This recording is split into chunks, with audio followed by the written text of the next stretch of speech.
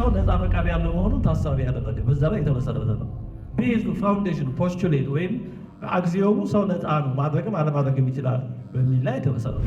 ቀኝም ብንሄድ ግራም ብንሄድ ነፃ ነን፣ ግን የትኛውን ለምንሄድ ቀድሞ ግን ያውቀዋል። እግዚአብሔር አንተን ጉድጓድ ሲደፍን ይዋል አንተ እጅ እያለን እጅ ለመቼው ጉድጓድ የቆፈረ እጅ መልሶ መድፈን አይችልም ወይ? እዛ ላይ ነገር ማድረግ አይችልም። በኳስ ነው በስፖርት ይታወቃል። እና ብዙ ቤቶች ሰርተው አከራይተው ነበራሉ። እና አንድ ቀን ወደ አከራይት ወደ አንዱ ቤት ሄደው ሲያንኳኩ ዝናብ እየመታቸው ሰዎቹ አልሰማቸው ብሎ ደጁ ዝናብ እየተመቱ ያንኳኳሉ።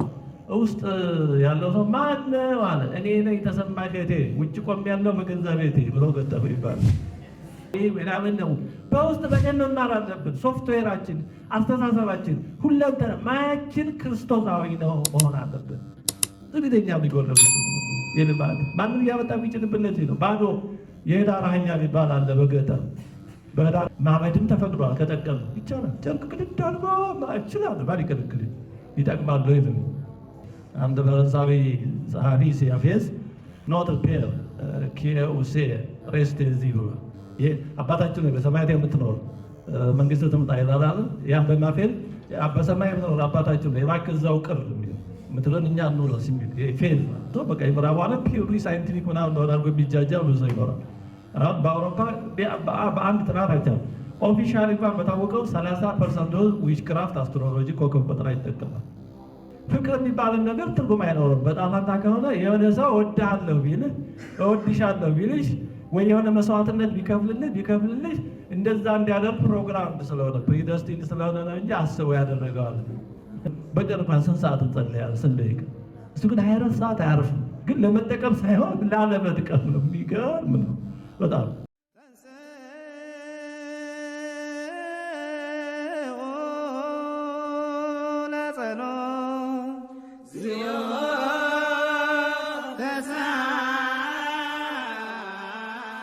እንዴት ዋላችሁ?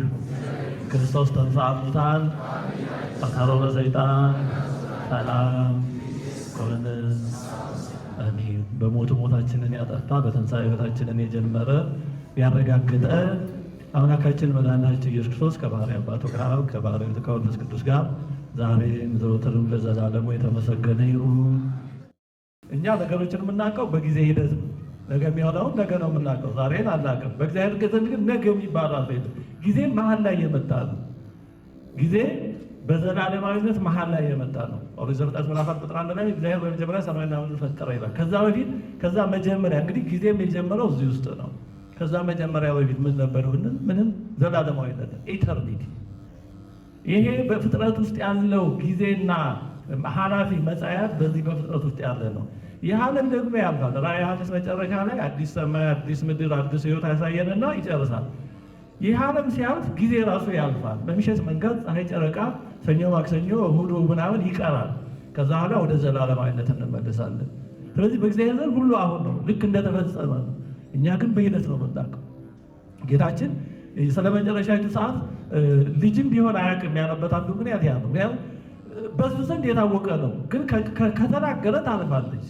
እግዚአብሔር ሁሉን ያውቃል። ሁሉን ያውቃል ማለት ግን እንዲሆን ያደርገናል ማለት አለ። ፎር ኖሌጅ ፕሪደስቲኔሽን አለ፣ ወይም ኮዝ አይደለም፣ ኮዛል ኢቨንት አለ፣ ወይም ኮዛል ፋክተር አይደለም። ለምሳሌ ነገ ጠዋት ፀሐይ እንደምትወጣ እናውቃለን አናውቅም? ትወጣለች አትወጣም? ነገ ጠዋት ፀሐይ እርግጠኛ ናችሁ? በምን እርግጠኛ ናችሁ? እስከ ዛሬ ስትወጣ ስላየን ነው አይደል? ስለዚህ ነገ ጠዋት እንደምትወጣ በጣም እርግጠኞች ነን። እንግዲህ የተለየ ነገር ካልመጣዊ ምጽአት ካልሆነ ግን ነገ ጠዋት ፀሐይ እንደምትወጣ አስቀድመን ዛሬ ማታ አውቀናል። ነገ ማን ነው? ረቡዕ ነው። ዛሬ ማክሰኞ ማታ፣ ነገ ረቡዕ ጠዋት ፀሐይ እንደምትወጣ አውቀናል። ግን ፀሐይ እንድትወጣ እናደርጋለን ማለት ነው። እኛ ፀሐይ የምናወጣው እኛ ነን። አስቀድሞ ማወቅ ማለት ማድረግ ማለት አይደለም። ሜትሮሎጂስቶች የአየሩን የነፋሱን የምን ሁኔታ አይተው ነገ ከፊል ደመናማ እንደዚህ ዝናብ ምናምን ይላሉ።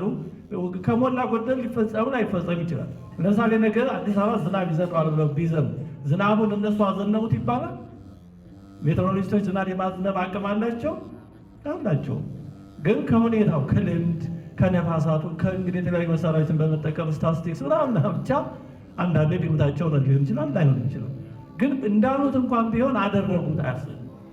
ምሳሌ ብትጨምር አንድ ሐኪም የአንድ በሽተኛ ሁኔታውን አይቶ ከእውቀቱ ከልምዱ ያ በሽተኛ አያድርግና የቀረው ጊዜ ሊገምት ይችላል። እኔ አሁን የሆነ ዘመን እንደዛ ተብሎ አስታውሳለሁ። ሳምባውን ነበር የታመመው፣ ሄዶ በጣም ቆየት ብሏል። ልክ የዛሬ 6 ወር ተመልሰና አሉ። ልክ በዛች በ6ኛው ወር ሞተ። ስለዚህ ያው በሌላ መንገድ እየነገረ ነው ማለት ነው። 6 ወር ነው የቀረ ያለው። ታዲያ አሁን ያ ሐኪም ያን ሰው ይገደለው ይባላል? የሚሆነው ባለው መንገድ አወቀ ማለት። ስለዚህ አስቀድሞ ማወቅ ማድረግ አለ ወይም ማስደረግ አለ አይገናኝ። ስለዚህ እግዚአብሔር ሁሉ ነገር አስቀድሞ ያውቃል፣ እንዲሁ ግን አያደርግም። አሁን አስተማሪዎቻችሁ ፈተና ሲያወጡ ምን ልትመልሱ እንደምትችሉ ይገምታሉ። አንዳንዴ ደግሞ ትሪኪ ጥያቄ ሲሆን ተማሪ ብዙ ተማሪ ምን ላይ ሊሳሳት እንደሚችል መገመት ይቻላል። የማስተማሪ ነበር የትኛው እንደምትመርጡ ወይም ብዙ ተማሪ የት አካባቢ ሊሳሳት ወይም የትኛው ሊመርጥ እንደሚችል ከልምድ የተወሰነ መረዳት ሊኖራችሁ ይችላል። ግን ያስገደዱ ማለት ነው? ያስገድዳሉ እንደዛ እንድታደርጉ? ያው ይሄ ብልጭታ ነው። እግዚአብሔር ግን ሁሉም ስለሚያውቅ ሁሉም ማወቁ ግን አድራጊ ወይም አስደራጊ ምክንያት ነው አይባልም። ስለዚህ አንድ ነገር አስቀድሞ ማወቅ የግድ ማስደረግ አይደለም። ይሄ እግዚአብሔር የአዋቂነት መገለጫ ነው። ቀኝም ብንሄድ ግራም ብንሄድ ነፃ ነን። ግን የትኛውን ብንሄድ ቀድሞ ግን ያውቀዋል። በፕሮባቢሊቲ በምናምን በዚህ እንኳን ሰዎች የተወሰነ መገመት ይችላሉ። ግን መገመት ማለት ግን ማድረግ አይደለም ወይም እንዲሆን ማድረግ አለ። እግዚአብሔር ሁሉን አዋቂ ስለሆነ ሁሉን ግን አስቀድሞ ወስነዋል ማለት አይደለም። ዲቫይን ፎር ኖሌጅ ማለት ፕሪደስቲኔሽን አይደለም። ይሄ ትልቅ መሰረታዊ ጉዳይ አለ። ነፃ ፈቃድ፣ የሰው ልጅ ነፃ ፈቃድ አለው። እንግዲህ መጽሐፍ ቅዱስን ለሚያምን ሰው ስለሆነ የምንነጋገረው አንድ ሰው መጽሐፍ ቅዱስን አላምንም አልካል ለሱ ደግሞ አርጊመንቱ መከራከሪያ ሌላ ጉዳይ ነው። አሁን እኛ ክርስቲያኖች ስለሆናችሁ ክርስቲያኖች ናቸዋል። ስለዚህ መጽሐፍ ቅዱስን መሰረት አድርገን እንመልከት። በመጽሐፍ ቅዱስ የተነገረው እንዳለ ሰው ነፃ ፈቃድ ያለው መሆኑን ታሳቢ ያደረገ በዛ ላይ የተመሰረተ ነው። ቤዙ ፋውንዴሽኑ ፖስቹሌት ወይም አግዚዮሙ ሰው ነፃ ነው ማድረግም አለማድረግም ይችላል በሚል ላይ የተመሰረተ ነው። ማቴዎስ 7 ከ24 እስከ 27 ላይ ጌታችን እንዲህ አለ፣ ስለዚህ ይህን ቃሌን ሰምቶ የሚያደርገው ቃሌን ሰምቶ ምን የሚላል የሚያደርገው ሰው ቤቱን በአለት ላይ ይሰራል፣ ልባም ሰው ይመስላል። በአንጻሩ ደግሞ ይህን ቃሌን ሰምቶ የማያደርገው ደግሞ ቤቱን በአሸዋ ላይ የሰራ ሰነፍ ሰው ይመስላል። ስለዚህ ቃሉን ሰምቶ ማድረግም አለማድረግም ምንድን ነው ማለት ነው? ይቻላል ማለት ነው። ባይቻል ኖሮ እንዲህ ማለት የነበረበት ቀድሞ ሁሉ ነገር በዕጣ ፈንታ በፕሪደስቲኔሽን ያለቀ ከሆነ ቃሌን ሰምቶ የሚያደርገው የማያደርገው ማለት ነው በሰው መቀለድ ላይ ነው። ምክንያቱም ሰው ሰምቶ ማድረግ አይችልም ነበራ፣ ግን ማድረግ ስለሚችል ማቴዎስ 23 37 እስከ 38 ደግሞ ቢያስተምራቸው ቢነግራቸው አልሰማ ያሉ የኢየሩሳሌም ነዋሪዎች አይሁድን እንዲህ አለ ጌታችን፣ ኢየሩሳሌም ኢየሩሳሌም ሆይ ነቢያትን የምትገድል ወደ እርሷ የተላኩትንም የምትወግር ዶሮ ጫጩቶቿን ከክንፎቿ በታች እንደምትሰበስብ ልጆችሽን እሰበስብ ዘንድ ስንት ጊዜ ወደድኩ፣ እናንተ ግን አልወደዳችሁም። ስለዚህ ክርስቶስ ሊሰበስባቸው መጣ፣ እነሱ ግን ምን አሉ? አልፈልግም። ስለዚህ ሰው እግዚአብሔር አልፈልግም ማለት ይችላል። እንፈልጋለን ያሉ ሐዋርያት ሆኑ፣ 35 ቅዱሳት አንስት ሆኑ፣ ክርስቶስን ያመኑ 3000 5000 እየተባሉ የክርስቶስ ደቀ መዛሙርት አማንያ ነው። እምቢ ያሉ ደግሞ አንፈልግም አንወድም አሉ። ዮሐንስ 5:39 እስከ 44 እናንተ አላቸው አይሁድ በመጽሐፍት የዘላለም ሕይወት እንዳላችሁ ይመስላችኋልና እነሱን መጽሐፍትን ትመረምራላችሁ፣ መጽሐፍትን ስለ እኔ የሚመሰክሩ ናቸው። ነገር ግን ሕይወት እንዲሆንላችሁ ወደ እኔ ልትመጡ አትወዱም። መውደድም አለመውደድም ይችላሉ። እምቢ ያሉትን ነው የሚናገረው። ከዚህ የተነሳ ከደቀ መዛሙርቱ ጌታችን በዮሐንስ ወንጌል ምዕራፍ 6 ስለ ምስጢረ ቁርባን ካስተማረ በኋላ ከዚህ የተነሳ ከደቀ መዛሙርቱ ብዙዎች ወደ ኋላ ተመለሱ ይላል። ከዛ በመጨረሻ ደቀ መዛሙርቱን ጌታችን ምን አላቸው? እናንተ ስትሄዱ ተወዳላችኋል። መሄድ ይችላሉ ማለት አስገድዶ አይደለም ደቀ መዛሙርት ያደረጋቸው። እንደ ሌላው መሄድ ከፈለጋችሁ አልተመቸንም፣ ትምህርቱ ከብዶናል፣ ግራ ገብቶናል እንመለስ ብትሉ መብታችሁ ነው፣ መንገዱ የተከፈተ ነው። በዚህ ጊዜ ቅዱስ ጴጥሮስ ምን አለ? ሀበ መኑ ናሐውር ዘቃለ ሕይወት ዘላለም በከ አንተ የዘላለም ሕይወት ቃል ካንተ ዘንድ አለ፣ ወደ ማን እንሄዳለን? ሁላችንም እንዲህ እንድንል እግዚአብሔር ይርዳን። አሁን እናንተ መጣታችሁ እንደዚህ አይነት ማለታችሁ። ስለዚህ መሄድም ይችላሉ። ከጌታችን ጋር የነበሩ እንደ ይሁዳ የካዱ አሉ፣ ደግሞ የጸኑ አሉ። እንደ ጴጥሮስ ተንገዳግደው ወድቀው የተነሱ አሉ። እንደ ቅዱስ ዮሐንስ ደግሞ እስከ መጨረሻ የጸኑ አሉ። ሁሉም ይቻላል። በነፃ ፈቃዱ ላይ የተመሰረተ ነው። ለሰው ማቴዎስ 21 ከ28 እስከ 32 ደግሞ በሁለት ልጆች ምሳሌ በአንድ አባት ሁለት ልጆች ምሳሌ ያስተማረ ጌታችን። ነገር ግን ምን ይመስላችኋል? አንድ ሰው ሁለት ልጆች ነበሩት። ወደ አንደኛው ቀርቦ ልጅ ሆይ ዛሬ ሄድና በወይኔ አትክልት ስራ አለው። እርሱም መልሶ አልወድም አልሄድም አለ። ኋላ ግን ተጸጸተና ሄደ። የመጀመሪያ አልሄድም አለ መጀመሪያ፣ ግን በኋላ ተጸጸተና እንዴ አባቴ ሲያዝኝ ምን ሆኜ ነው ብሎ ሄዶ እንደታዘዘው አደረገ። ወደ ሁለተኛው ወደ ሌላኛው ልጁ ቀርቦ እንዲሁ አለው፣ አንተ ሂድና ስራ አለው። እርሱም መልሶ እሺ ጌታ ያለ መጀመሪያ፣ ነገር ግን አልሄድም። ከሁለቱ የአባቱ ፈቃድ ያደረገ ማን ነው? እሺ ብሎ የቀረው ነው? እንዲህ ብሎ ተጸጽቶ ሄደ የአባቱ ፈቃድ ያደረገው ማንኛው ነው? ማንኛው ነው? የታዘዘ አይደለ? ስለዚህ ይቻላል ማለት ነው። መጀመሪያ እሺ ብሎ በኋላ እምቢ ማለት ይቻላል። መጀመሪያ ደግሞ እምቢ ብሎ በኋላ ደግሞ አላበጀው ብሎ መጸጸትም ይቻላል ማለት ነው። ኦል ኦፕሽንስ አር ኦን ዘ ቴብል ይላሉ ፖለቲከኞች ነገር ሲያምራቸው። ኦል ኦፕሽንስ አር ኦን ዘ ቴብል የማስፈራሪያ ነው ማለት። ግን ሙሉ እሺ ብሎ እምቢ ብሎ እሺ ማለት ይቻላል። እስከ መጨረሻው ወቅታ ድረስ የትኛው መንገድ ክፍት ነው? የትኛው መንገድ ክፍት ነው? መጀመሪያ እሺ ብሎ በኋላ አልሄድም ያለው የጸሐፍት የፈሪሳውያን የአይሁድ ምሳሌ ነው። አይሁድ መጀመሪያ ሕጉን ተቀበሉ፣ በእግዚአብሔር አመኑ፣ የአብርሃም ልጆች ሆኑ፣ ስርዓት ሁሉ ተሰጥቶ፣ ኋላ ግን እምቢ አሉ፣ ክርስቶስን አንቀበልም አሉ። መጀመሪያ እምቢ ብሎ ኋላ ተጸጽተው ያመኑ ደግሞ የአሕዛብ ምሳሌ ነው። አሕዛብ መጀመሪያ ጣዖት አምልኮ በኃጢአት በምንኖሩ፣ ኋላ ግን በክርስቶስ አመኑ። ይህ ሲባል በጎላው ነው እንጂ ከአሕዛብም ሁሉ አላመነም፣ ከአይሁድም ሁሉ አልካደም። በጎላው ነው ነገር የሚናገር። ስለዚህ ይቻላል ማለት ነው። ማቴዎስ 16:24 ላይ ጌታችን እኔን ሊከተል የሚወድ ቢኖር ራሱን ይካዳል። እኔን ሊከተል የሚወድ ቢኖር በነፃ ፈቃድ ላይ የተመሰረተ አስገድዶ እንዲከተሉት ያደረገው የለም። አስገድዶ አላሳመነንም ማንንም። ክርስትና ሰይፍም የለውም ማስገደድም የለውም። በነፃ ፈቃድ ላይ የተመሰረተ ራእይ 3:20 እነሆ በደጅ ቆሜ አንኳኳለሁ፣ ማንም ድምፄን ቢሰማ ደጁንም ቢከፍትልኝ ወደ እርሱ እገባለሁ። እግዚአብሔር በቃሉ ያንኳኳል፣ በህሊናችን አድሮ ያንኳኳል፣ በመከራ አድሮ ያንኳኳል፣ በደስታ አድሮ ያንኳኳል። የማያንኳኳበት መንገድ የለም። ከሰማ ሁሉም እግዚአብሔር የሚያንኳኳበት ነው። ራሱ በአየር ጠባይ ሁሉ ያንኳኳል። በክረምቱ ልምላሜ ሲሆን ፍጹም ልምላሜን እንድናስብ በእያንዳንዱ ቅዝቃዜ መከራ ሲሆን በዚህ ዓለም የዚህ ዓለም ህይወት ምን ይሄው መከራ ነው፣ ስቃይ ነው። ወደ ደስታ ወደሆነ እንድናስብ በእያንዳንዱ እግዚአብሔር ያንኳኳል። ግን ከከፈትንለት ይገባል፣ ማደሪያ ያደርገናል፣ ከእርሱ ጋር እራት እበላለሁ። መክፈትም አለመክፈትም የእኛ ድርሻ ነው። አንዳንድ ሰዎች ይሄ ጌታችን ያንኳኳ የተሳሉ ሰዎች አይታቸዋል። በራቸው እንትን ይሄ ምንድን ነው? ቁልፋቸው ከውስጥ ነው፣ እጀታቸው እኛ ጋር ነው ቁልፉ። አስገድዶ ሰብሮ አይገባም። በሰራው ቤት አስገድዶ አይገባም። ደጃዝማች ማን ናቸው? ተሰማ እሸቴ የሚባሉ ሰው ነበሩ። ይድነቃቸው ተሰማ ይድነቃቸው ተሰማ በኳስ ነው በስፖርት ይታወቃሉ ይመስለኛል። እና ብዙ ቤቶች ሰርተው አከራይተው ነበራሉ። እና አንድ ቀን ወደ አከራዩት ወደ አንዱ ቤት ሄደው ሲያንኳኩ ዝናብ እየመታቸው ሰዎቹ አልሰማቸው ብሎ ደጁ ዝናብ እየተመቱ ያንኳኳል። ውስጥ ያለው ሰው ማን ነው አለ። እኔ ነኝ ተሰማ እሸቴ፣ ውጭ ቆሜ ያለው በገዛ ቤቴ ብለው ገጠሙ ይባላል። እና እግዚአብሔር በፈራው ቤት እንኳን አስገድዶ አይገባም። የእኛ ድርሻ የእኛ ስልጣን መክፈትም አለመክፈት። ጻድቃን የሚባሉ እኮ ከፍተው ያስገቡት ከእሱ ጋር ይኖሩ ናቸው። ኃጥአን የሚባሉ ደግሞ እምቢኛ ሁሉ በእጃችን ላይ ምንም ማመካኘት አይቻልም። አንደኛ ቆሮንቶስ 6:12 ሁሉ ተፈቅዶልኛል፣ ሁሉ ግን አይጠቅምም። ማመድም ተፈቅዷል ከጠቀም ይቻላል። ጨርቅ ቅድድ አድርጎ ይችላል ባል ይከለክል ይጠቅማል ወይ? መካድም ይቻላል ግን ይጠቅማል ወይ? ገደል መግባትም ይቻላል ይጠቅማል ወይ ነው እንጂ ምንም ነገር ተፈቅዷል። ያልተፈቀደ ግን መመዘን ግን በህሊናችን ይጠቅማል ወይ? መመዘን ግን ከሰደቀ ከሰው ከማሽን ከሮቦት የሚለየውም እኮ ሮቦት ፕሮግራም የሆነውን ነገር ነው የሚያደርገው። ሰው ግን ከዛ ባሻገር ህሊና ማለት ነው። ማቴዎስ 10:32-33 ስለዚህ በሰው ፊት ለሚመሰክርልኝ ሁሉ እኔ ደግሞ በሰማያት ባለው በአባቴ ፊት እመሰክርለታለሁ፣ በሰው ፊትም የሚክደኝን ሁሉ እኔ ደግሞ በሰማያት ባለው በአባቴ ፊት እክደዋለሁ። ኦፕን ስለ ክርስቶስ አምነን ብንመሰክር እሱ ደግሞ ይመሰክርልናል። ከካድነው ደግሞ ይክደናል። እንዴ ምን ያርግ? እየካድነው ይመስክርልን እንዴ? እራሳችን ካልፈለግን አስገድዶ አያጸድቅም። ስለዚህ ስለ ክርስቶስ ማመን መመስከርም እንዲህ ማለት እንደኛ ድርሻ ነው።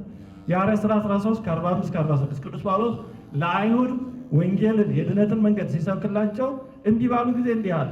ጳውሎስና በርናባስም ገልጠው የእግዚአብሔር ቃል አስቀድሞ ለእናንተ ለአይሁድ ይነገር ዘንድ ያስፈልጋል፣ ከገፋችሁትና የዘላለም ሕይወት እንዳይገባችሁ በራሳችሁ ከፈረዳችሁ ግን እነሆ ወደ አሕዛብ ዞር እንላለን። እንዲህ ካሉ ምን ይደረግ? እንዲህ ካለ ሰው ጠገብኩና ፈራሁ ካለ ምንም ማድረግ አይቻልም። በቃ ግን እንዲህ ማለትም እሺ ማለትም የሰው ድርሻ ነው። ዮሐንስ 8:12 ደግሞም ኢየሱስ እኔ የዓለም ብርሃን ነኝ፣ የሚከተለኝ የሕይወት ብርሃን ይሆንለታል እንጂ በጨለማ አይመላለስም ብሎ ተናገረ።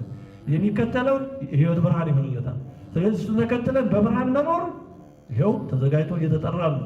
እኔ እንዲህ ጨለማው ይሻለኛል ካለ መምቶ ዮሐንስ 5:6 መጻጉዕን ልትድን ትወዳለህን ብሎ ጠይቆታል። 38 ዓመት በአልጋው ተጣብቆ የኖረው ሰው እንኳን አይ እንኳን በምንም ምክንያት መዳን አለበት ብሎ ሳይጠይቀው አላዳነም። የሚገርም ነው። እንደ እግዚአብሔር የነፃነት አምላክ አለ ጭራሽ የመጨረሻ የነፃነት አለ። በዚህ ነፃነቱ እኛ በጣም ሙልቅቅ እያልንበት ነው እንጂ ያጣኑ ብንበላ ይበላሻል። የባለጸጋ ልጅ መሆን አንዳንድ አስቸጋሪ ነው። እንደወዳን ብሎ ጠይቆ ስለዚህ አጠቃላይ ሰው ነፃ ፈቃድ የለውም ማለት በአጠቃላይ መጽሐፍ ቅዱስን ሙሉ በሙሉ ማሳበብ ነው። ነፃ ፈቃድ እንደሌለው እያወቀ ይሄን ሁሉ የተናገረውን እግዚአብሔርን በሰራ የሚጫወት የሚቀለድ ማድረግ ነው። ወደ እኔኑ እያለ ሰው ወደ እሱ የመጣ ነፃ ፈቃድ ከሌለው ወደ እኔኑ ማለት እኮ መቀለድ ነው። ለምሳሌ አሁን መራመድ የማይችልን ሰው ሩጥ ማለት ማሾፍ ነው አይደል? ማፌዝ ነው አይደል? ነው አይደለም?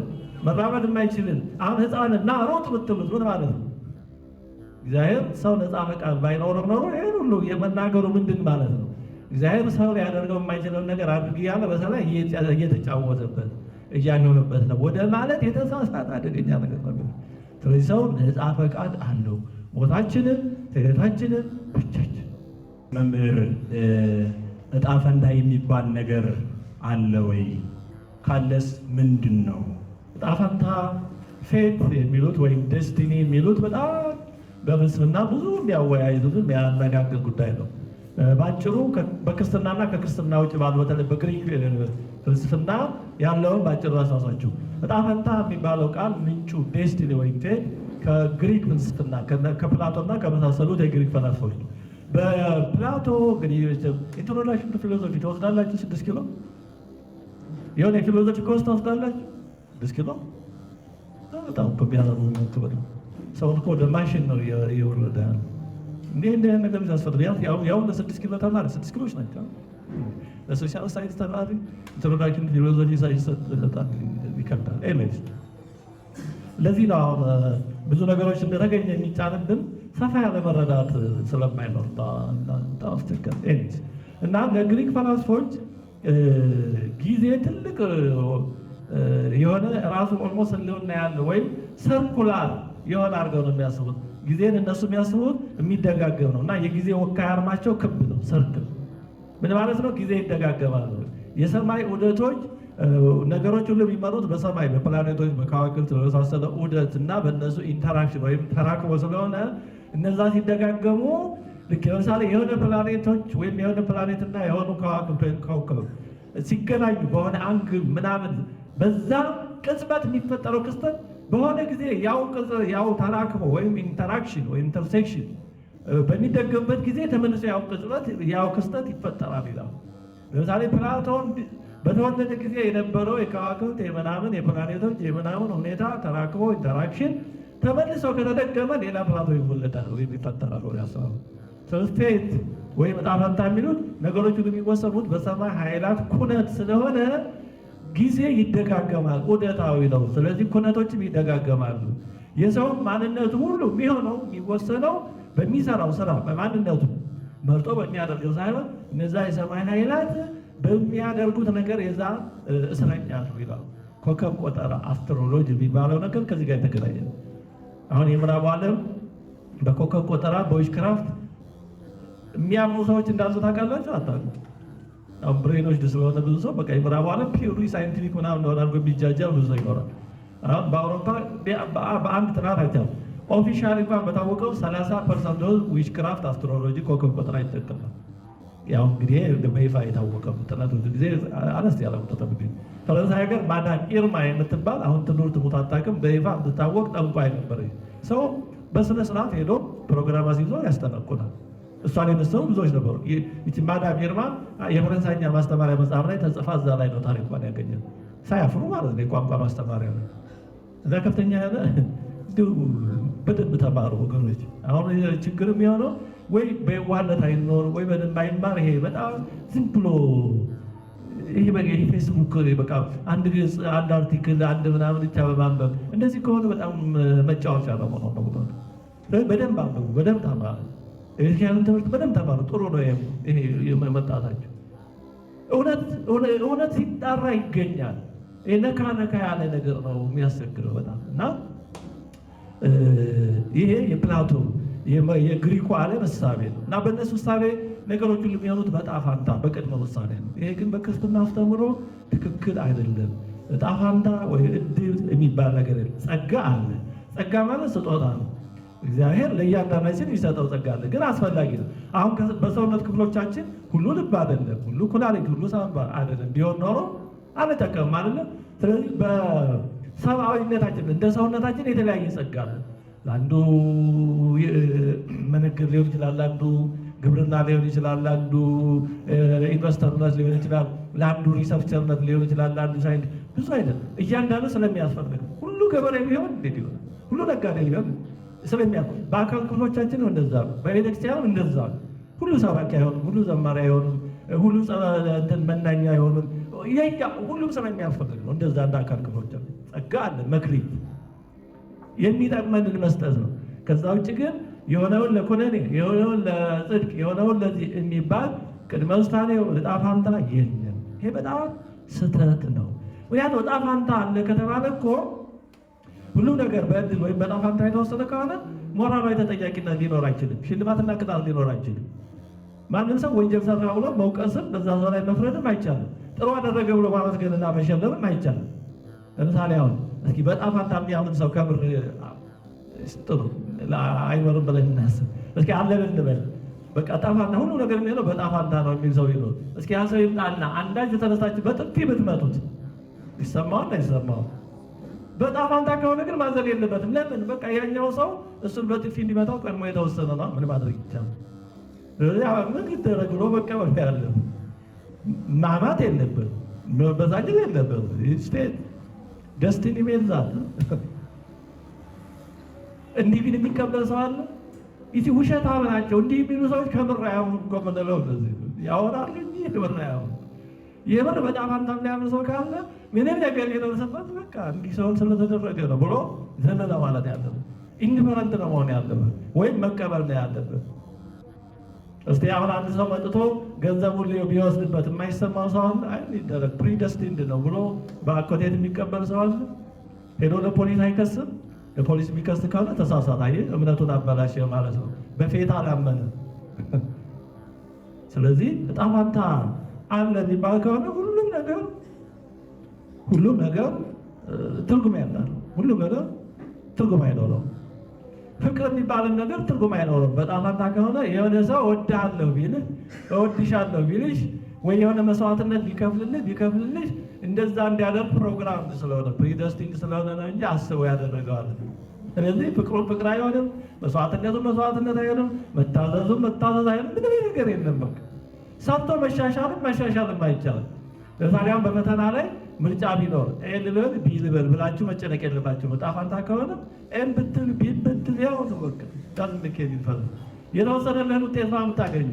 የምትባረር ከሆነ ትባረራለህ። ስለዚህ አታጥና እኮ ነው ያው አጥንታ አትቀይረውማ። ፌት ነው ደስቲኒ ከሆነ አጥንታ የሚቀይረው ነገር የለም። ይሻላል ታዲያ እያጠናችሁ ነው አይደለም? እያጠናችሁ ከሆነ በቃ ደስቲኒ አልተቀበላችሁም ማለት ምርጫ ላይ የቱን ልመልስ ዋቴቨር ጥያቄ ላይ የምትሉ ከሆነ ፌትን እያመናቸዋል። እንዲያውም በፌት ከሆነ ሁሉ ነገር ያው ኦልሬዲ የተጻፈላችሁ ግሬድ አለ፣ ቀድሞ ይታወቃል። ምን ያደግማቸዋል?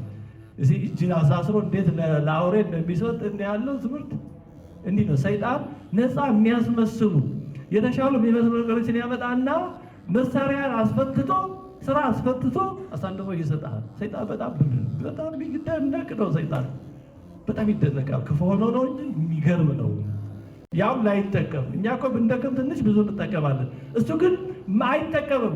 ይዞ መሞት ነው። ግን ይዞ ለመሞት ነው። ለምን እነሱ ይጠቀማሉ ነው። የሚገርም ነው። ግን ረቂቅ ነው በእውነቱ። ሌላው እንዳይጠቀም ይሄን ያህል ተግቶ መስራት። እኛ ለራሳችን ጥቅም በቀርባ ስንት ሰዓት እንጸልያለን? ስንት ደቂቃ? እሱ ግን 24 ሰዓት አያርፍም። ግን ለመጠቀም ሳይሆን ላለመጥቀም ነው። የሚገርም ነው በጣም።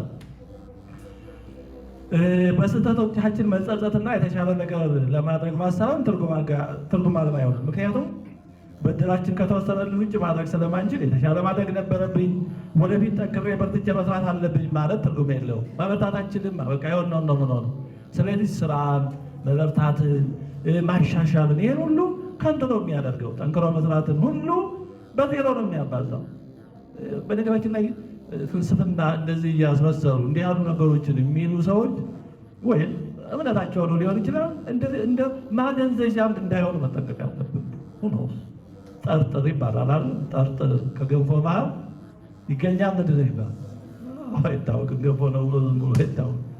ምክንያቱም እንትኑ ውጊያው ዘርፍ ነው። ይሄ እንትንና እንትን የተለያየ ነው። ሃይማኖትና ፖለቲካ የተለያየ ነው። እንዲህና የሚባል ነገር የለም። በጣም ውጊያው ረቂቅ ነው እና አሁን ለምሳሌ ብዙ እንትና ኤልያስ ይመጣል፣ ማነው ደግሞ እንትና ማነው ይመጣል፣ ቴዎድሮስ ይመጣል። ሰዋት ብላ ቁጭ በል ተጃጃ ምንም አታድርግ። መሳሪያ ማስፈቻ መንገድ ነው። ትጥቅም፣ እሳቤን፣ ስራን፣ ሃርድወርክን ማሳለፊያ መንገድ ሁሉ ሊሆን ይችላል። ሃይማኖት አይኖርም። ጣፋንታ ከሆነ ስነ ምግባር አይኖርም፣ ንስሐ አይኖርም፣ ታዛዥነት አይኖርም፣ ሁሉ ነገር አይኖርም። ራሱ ምክንያታዊ ውሳኔ ላይኖር ይችላል። ምክንያቱም እኛ ሎጂካል ነው ምክንያታዊ ነው ብለን የምናስበው ነገር ምናልባት እንደዛ ተደርጎ እንድናምን ተደርገን እስከሆነ ምክንያታዊ ሆኖ ሳይሆን እንደዛ ተደርጎ እንድናምን ተደርጎ እስከሆነ፣ ስለዚህ ራሽናል ሎጂካል የምንለው ነገር ራሱ ሎጂካል ላይሆን ይችላል። ዊዶን ነው። ስለዚህ ሁሉ ነገር የሚያጠፋ ነው ጣፋንታ የሚባለው ነገር። ስለዚህ ሁሉ ነገር ጣፋንታ እውነት ቢሆን ኖሮ ሁሉ ነገር አፈርጥሜ ነው የሚበላው። ምንም ትርጉም አይኖረው ምንም።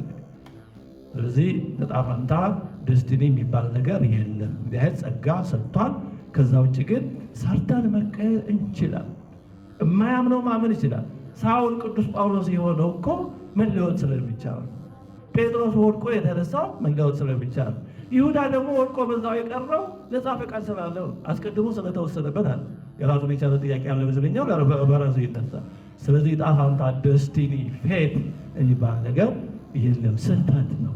ከግሪክ አሕዛባውያን የምናምን ከቆጠራ እንዲህ ሰዎች ምንጩን ሳይረዱ ያመጡት ሊሆን ይችላል። ግን ክርስትና ስህተት ነው፣ ተቀባይነት የለውም። አንድ ትንቢት ስለ አንድ ሰው ወደፊት ከተነገረ ያ ሰው ትንቢቱን የመቀየር ወይም የማስቀረት ነፃ ፈቃድ አለው ብሎ ጥያቄ ያነሳና ወይስ ትንቢቱ የግድ መፈጸም አለበት ብሎ ጥያቄውን ይደግማል። ትንቢት የሚነገረው ወደፊት የሚሆነው ነገር ስለማይቀር ለማሳወቅ ነው በማለት ጥያቄውን ይጠይቅና ወይስ ሰዎች አካሄዳቸውን እንዲያስተካክሉ የሚሰጥ ማስጠንቀቂያ ነው በማለት አሁንም ጥያቄ ይጠይቃል። በመጨረሻ ትንቢትና ነፃ ፈቃድ አብረው ሊሄዱ ይችላሉን? ጠቅጠቅ አድርጎ ለመግለጽ ትንቢት ሁለት አይነት ነው። አንደኛ የማይቀር ትንቢት አለ፣ አብሶሉት ፕሮፌሲ የሚባል። እነዚህ ምንድን ናቸው? እግዚአብሔር ዓለምን ከመፍጠሩ ከማዳኑ ጋር የተገናኙ አምላካዊ ውሳኔዎች ናቸው። ለምሳሌ ሰውን መፍጠሩ እሱ ባወቀ ስለሚጠቅም ያደረገው ነው። ኋላ ደግሞ አዳም ሲበድል ሰውን ለማዳን የወሰነው ውሳኔ የማይቀር ነው። የፈለገ ሰው አታድነኝ ቢል እንደሞ ጤነኛ ሰው አታድነኝ አይልም። እንዲህ ያሉ የማይቀሩ ትንቢቶች አሉ። ለምሳሌ ጌታችን ዳግመኛ ይመጣል። ይሄ በምን ይቀራል? ኃጢአተኞች የማያምኑ ተሰብስበው እባክህ ዳግመኛ ትምጣ በዛው ቅር። አንድ ፈረንሳዊ ጸሐፊ ሲያፌዝ ኖት ሪፔር ኪውሴ ሬስቴ እዚህ ብሏል። ይሄ አባታችን በሰማያት የምትኖር መንግስት ትምጣ ይላል። ያን በማፌል በሰማይ የምትኖር አባታችን እባክህ እዛው ቅር ምትለን እኛ እንውረስ የሚል ፌዝ ማለት እና እንዲህ ስለተባለ ታያር አይቀርም። ለምን የሚያደርገው ነው። እንዲህ ያሉ ትንቢቶች የማይቀሩ ናቸው። ነው ድንግል ጸንሳለች ወንድ ልጅም ተወልዳለች ተብሎ የተነገረው ትንቢት አይቀርም፣ በቃ ይፈጸማል። በአንጻሩ ሁለተኛው አይነት ትንቢት ግን ኮንዲሽናል ፕሮፌሲስ የሚባሉ ናቸው። ማለት መሆን አለመሆናቸው በሚነገሩበት ህዝብ ወይም በሚነገርለት ህዝብ ማንነት፣ ድርጊት ላይ የተመሰረተ ማለት ነው።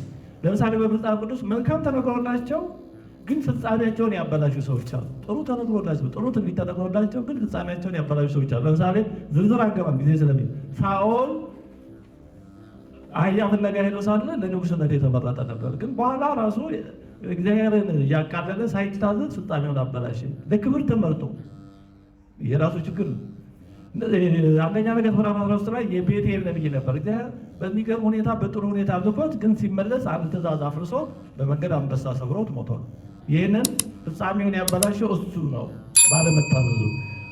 ሶምሶን መጽሐፈ መሳፍንት ምዕራፍ 13 ላይ በእሳተ መላክ የተወለደ የተለየ ኃይል የተሰጠ ነበር። ግን በኋላ በማይመች አካሄድ በአንድ ሴት ፍቅር ተጠምዶ ሴትዮዋ ጉልበቷ ላይ አጋድማ ጠጉሩ እንዳጨችው ኃይሉ ተወሰደ። እዛ በኋላ ተላልፎ ተሰጠ። መጫወቻው ፍጻሜውን ያበላሸው በራሱ ስንፍና በራሱ። ስለዚህ ጸጋ፣ ትንቢት፣ መልካም ነገር ተነግሮ ካልጠበቁት ሊበላሽ ይችላል። ካህኑ ኤሊ አንደኛ ሳሙኤል ምዕራፍ 2 ምዕራፍ 10 ላይ ተጻፈው ኤሊ ሊቀ ካህናት ነው።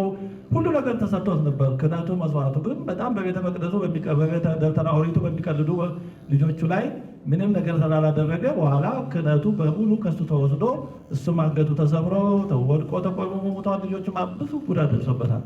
ስለዚህ ሰው መልካም ተነግሮለትን ካላወቀበት ሊበላሽ ይችላል። ይሁዳ ከ12 ሐዋርያት አንዱ ሆኖ ነበር። ስላላወቀበት ነው ወደዛ ብልሽት ይሄ።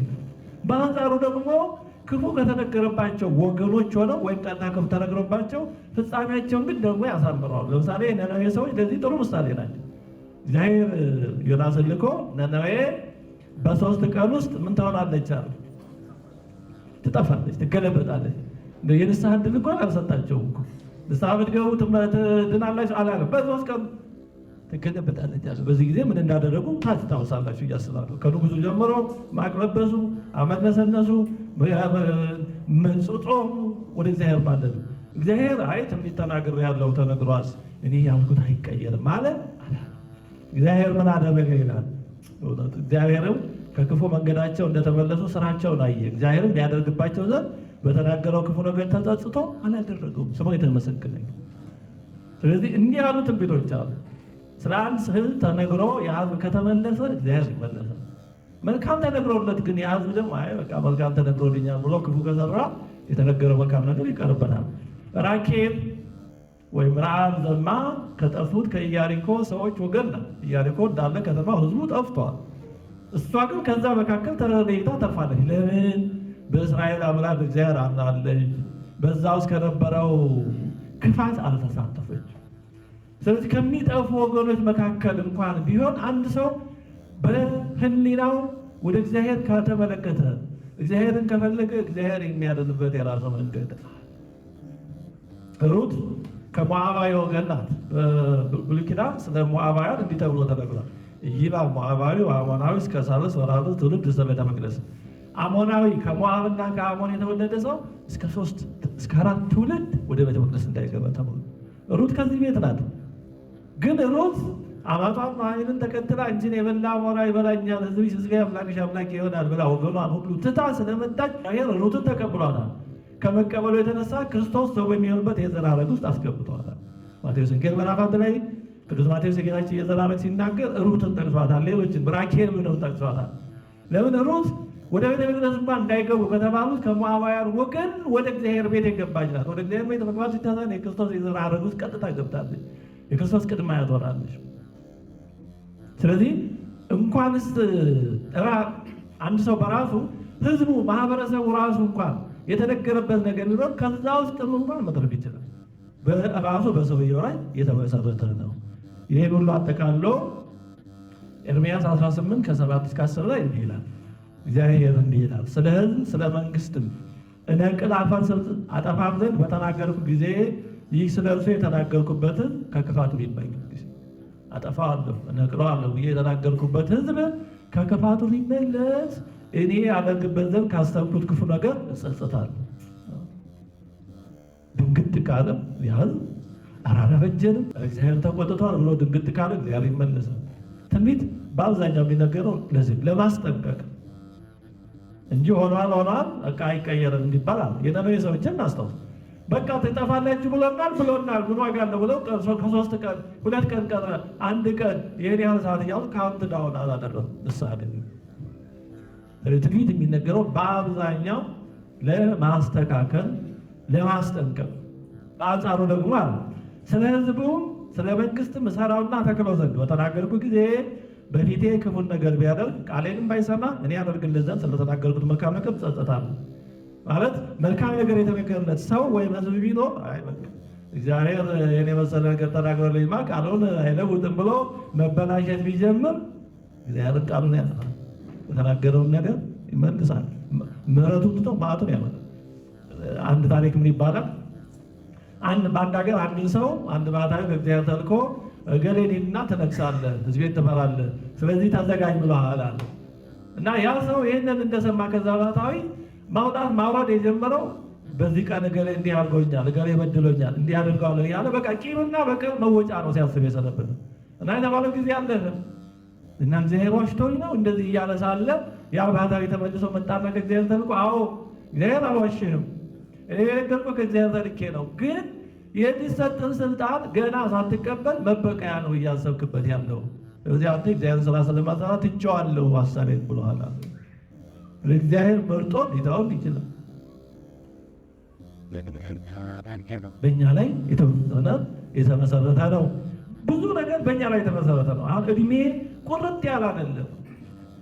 በልማድ የሚባለውን ከኦርቶዶክሳዊ ትምህርት መለየት አለብን። አሁን በልማድ ከሌሎች ከዘልማድ ከምናምን የሚመጡ ብዙ ነገሮች አሉ። ኦርቶዶክሳዊ ትምህርት የሚያስፈልግ ነገሮች አሁን ብዙ ጊዜ እኛ ኦርቶዶክሳዊ ያው ኖሚናል ኦርቶዶክሳዊ ነታችን ነጠላ ውጫዊ ምናምን ነው። በውስጥ በደንብ መማር አለብን። ሶፍትዌራችን፣ አስተሳሰባችን፣ ሁለንተና ማያችን ክርስቶሳዊ ነው መሆን አለብን። ብዙ ጊዜ እኛ የሚጎደል እሱ የልማድ ማንን እያመጣ የሚጭንብን ለዚህ ነው። ባዶ የህዳር አህያ የሚባል አለ በገጠር በህዳር እንግዲህ አዝመራ ተጭኖ ምንድነው ተወቅቶ ወደ ቤት የሚወሰድበት አህያ ስለሚቸግር መንገድ ላይ የተገኘ አህያ በቃ ይጫናል። ያን ጊዜ የማን የራሱን ባይራሰ በቃ ሌጣ አህያ ያልተጫነ ካገኘ አይቀየሩም። ሌላው ይጭነውና ወስዷ ቤቷ አድርሶ መልሶ ይበቃዋል። እና እኛ ኦርቶዶክሳን እንደ ህዳር አህያ በቃ ያገኘ ሁሉ ቤት እኛ ላይ ነው የሚያራቅ። ለምን በደንብ ቀድሞ አልሞላንም፣ ቀድሞ አልተያዝ ነፃ እና ሆኖት ያን ነው ማስተካከል ያለው። በእድሜ ላይ መጨመርም መቀነስም ይችላል። በዚህ ኑሮ የሆነ ሰው ባልሆነ ነገር ሲሞት በቃ ቀኑ ደርሶ ነው አይባልም። የእኛ ራሳችን እድሜያችንን አሳጥረን ሊሆን ይችላል። ዘዳግም 5:33 ላይ እግዚአብሔር በሚሰጥህ በምድር ላይ እድሜያችሁ እንዲረዝም እግዚአብሔር አምላካችሁ ያዘዛችሁ መንገድ ሁሉ ሂዱ ይላል። ስለዚህ እግዚአብሔር ባዘዘው መንገድ ብንሄድ እድሜያችን በአግባቡ የተሰጠው 70-80 ልንኖር እንችላል። ባዘዘው መንገድ ሳይሆን በተቃራኒ ከሄድ ደግሞ እድሜያችን ሊያጥር ይችላል። ዘ ሾርት ካት ኢዝ ኦፍን ዘ ሮንግ ካት ይባላል። እናቋረጣለን ብለን ከሄድን እኛም ልንቆረጥ እንችላለን። ሰው በእድሜው ላይ የራሱ ሚና አለው። ለምሳሌ እድሜያቸው የተቆረጠ ከተሰጣቸው እድሜ የተቀነሰባቸዋል። 7 ካህናት በኖህ ዘመን 120 ዓመት ሰጣቸው ንስሐ እንዲገቡ። በዚህ ጊዜ እነሱ ማሩ 120 ስቱ መችል ምን እንሰራለን? ከዛሬው ንስሐ ገብተናል። ስለዚህ በመቶ እንደፈለግን ሆነ በ20 ንስሐ እንገባለን። እግዚአብሔር የሰጠው እድሜ መጫወቻ ስላልሆነ ቀደም ብሎ 100 ሳይሞላ ነው የመጣባቸው። አውናን የተባለው ዘፍጥረት 38:9 ላይ አውናንም ስራው በእግዚአብሔር ዘንድ ክፉ ሆነበት፣ እርሱንም ደግሞ ቀሰፈው። ስራ ክፉ ሲሆን እግዚአብሔር ሊቀስፍ ይችላል። ያው ለሰው ጥቅም ነው የሚቀስፈው። ለምን እንዲህ ያለው ሰው እድሜ የሚጨመርለት ወይም እድሜ ቢቀጥል ኃጢአት አብዝቶ ዕዳው እንዳይበዛበት ነው። እግዚአብሔር ለበቀል ለክፋት የሚያደርገው ምንም ነገር የለም። ዘሌዋውያን 10 ላይ የአሮን ልጆች ናዳብና አብዩድ የተባሉትም ተቀስፈዋል። በወጣትነታቸው ነው የተቀሰፉት። ስለዚህ እድሜ ሊቆረጥም ይችላል ሊጨመርም ይችላል። ሕዝቅያስ 15 ዓመት ተጨምሮለታል። ትሞታለህ ሲባል በጣም በወደ እግዚአብሔር በማልቀሱ 15 ዓመት ተጨምሮለታል። በአደጋዎችም ሰው ኃላፊነት አለበት። አደጋም ማስቀረትም ማምጣትም ይችላል። ሰው በቃ ተጽፏል አይባልም። ዘጸአት 21 ከ33 እስከ 34 እንዲህ ይላል፣ ሰው ጉድጓድ ቢከፍት ወይም ጉድጓድ ቢቆፍር ባይከድነው፣ በሬም ወይም አህያ ቢወድቅበት የጉድጓድ ባለቤት ዋጋቸውን ለባለቤታቸው ይክፈል፣ የሞተውም ለእርሱ ይሁን። ለምን ጉድጓድ ከፍተህ መዝጋት ያንተ ድርሻ ነው። ወደ ጉድጓድ ከፍተህ ክፍቱን ከተውከው አይ ማየት የተሳነው እዛ ቢገባ እኛ ሁላችንም ሁልጊዜ መቼም መሬት እያየን አንሄድም። እዛ ውስጥ ብትገባ በዛ የሚመጣው አደጋ ያ ጉዳት ኃላፊነቱ ጉድጓዱን ምሶ ያልደፈነው ሰው እግዚአብሔር አንተን ጉድጓድ ሲደፍን ይዋል አንተ እጅ እያለ እጅ ለመቼ ጉድጓድ የቆፈረ እጅ መልሶ መድፈን አይችልም ወይ? እዛ ላይ ነገር ማድረግ አይችልም። ጉድጓድ መማሱን ለአንተ አድርገህ ለምንድን ነው በዛ ሊመጣው ነው ይወጣል። ስለዚህ እንዲህ ያሉ በመጠንቀቅ ልናስቀራቸው የምንችላቸው ብዙ ነገሮች አሉ። አሁን በሀገራችን በፍጥነት ወሰን ማለት፣ በጥንቃቄ ጉድለት፣ በቴክኒክ ችግሮች የሚደርሱ ብዙ አደጋዎች የሚያደርጋቸው አሉ። እንዲህ ያለ ጥንቃቄ በሚደረግባቸው ሀገሮች የትራፊክ አደጋ የሚቀንስ እኛ አደጋ ደግሞ በጣም የሚበዛ የሚሆነው እግዚአብሔር ለእኛ የተለየ የትራፊክ አደጋ መቅሰፍት ልኮብን ነው አይደለም። እኛ ማድረግ እየቻል ማናደርጋቸው በንዝህላልነት የሚደረጉ ብዙ ነገሮች ስላሉ ስለዚህ ኃላፊነታችን የተሰጠን ኃላፊነት ብዙ ነው እኮ እጅግ ሰፊ ኃላፊነት ነው የተሰጠን። ስለዚህ ጣፋንታ ነው፣ ቅድመ ውሳኔ ነው፣ ምናምን ነው እያል እግዚአብሔር የሰጠንን ይህን ትልቅ ጸጋ ማበላሸት ማሳነስ የለብንም። ዘዳግም 22 ላይ 22:8 አዲስ ቤት በሰራ ጊዜ ማንም ከእርሱ ወድቆ ደሙን በቤት ላይ እንዳታመጣ በጣሪያው ዙሪያ በቀን አድርግለት። የገጠር ቤት አሰራር ዙሪያውን ጣራው የሚዋጋ እንጨት አይነት ስለሆነ በዛ ሰው እንዳይጎዳ በዙሪያው መከታ አድርግለት። ይህ ሰው ኃላፊነት ስለ ተጠንቅቀን መስራት አለብን። ባንጠነቀቅ የምናበላሸው፣ ብንጠነቀቅ ደግሞ የምንቀንሰው ልናስቀረው የምንችለው ብዙ ነገር አለ። ስለዚህ ትንቢት የሚነገረው በአብዛኛው ለማስጠንቀቅ እንጂ ቀድሞ ስለተወሰነ እንዲሆናል።